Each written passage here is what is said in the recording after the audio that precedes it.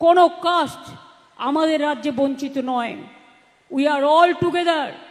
আমরা সবাই একসাথে চলি, এক কথা বলি, এক পথে চলি। যারা কুৎসা করে করতে দিন, কুৎসা করলে ব্রেন খারাপ হয়ে যায়। ভালো কথা ভাববেন, ভালো কথা চিন্তা করবেন, নির্মাণমূলক কথা, কল্যাণমূলক কথা চিন্তা করবেন, দেখবেন আপনিও ভালো থাকবেন, আপনার শরীরও ভালো থাকবে, আপনার মনও ভালো থাকবে। কেউ যদি বলে আমাদের এখানে ফর্ম ফিল আপ করুন আমরা দেব, কোনো না জেনে ফর্ম ফিল আপ করবেন না। আপনার ডিটেলস নিয়ে গিয়ে ভোটার লিস্ট থেকে নাম বাদ দিয়ে দেবে, আর নিয়ে বলবে এই নাও এনআরসির নোটিশ নাও। আমরা মানব না। আমরা চাই আমার আদিবাসী হোক, আমার তপশিলি হোক, আমার দলিত হোক, আমার হিন্দু হোক, আমার মুসলমান হোক, আমার শিখ হোক, আমার কন্যাশ্রী হোক, সবার ভোটার লিস্টে যাদের এন্টাইটেল তাদের নাম তুলতে হবে। পরিকল্পনা আছে সেন্ট্রাল গভর্নমেন্টের। আমি সরি, আমার বলা উচিত কিনা আমি জানি না, কিন্তু এত মানুষ আছেন জেনে রাখুন।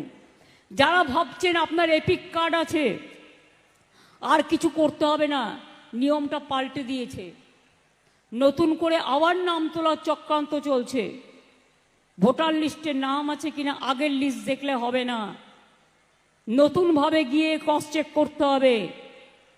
আর যাদের এখন 2002 সালের আগে জন্ম হয়েছে, 2002 সাল পর্যন্ত, বলছে তাদের বাবা মায়ের বার্থ সার্টিফিকেট লাগবে। 2 সালে যারা 18 বছর বয়স হয়েছে, 2 সাল থেকে আজকে যোগ করুন 23 বছর। যদি তার বাবা মার 20 বছরও বয়স হয় মায়ের, তার মানে কত হলো? 46 বছর। সেই 46 বছর আগেকার বাবা মায়ের বার্থ সার্টিফিকেট জোগাড় করতে হবে। কজনের আছে?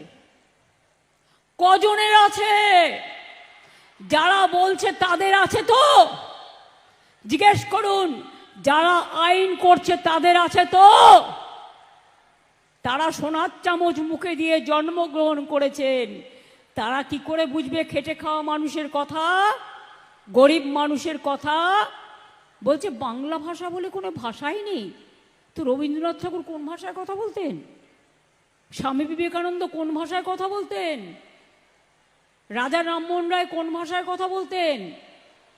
ঈশ্বরচন্দ্র বিদ্যাসাগর কোন ভাষায় কথা বলতেন? আজকে মানুষের উপর অত্যাচার হচ্ছে বাংলার। প্রায় 2000 সামথিং আমরা ফিরিয়ে এনেছি।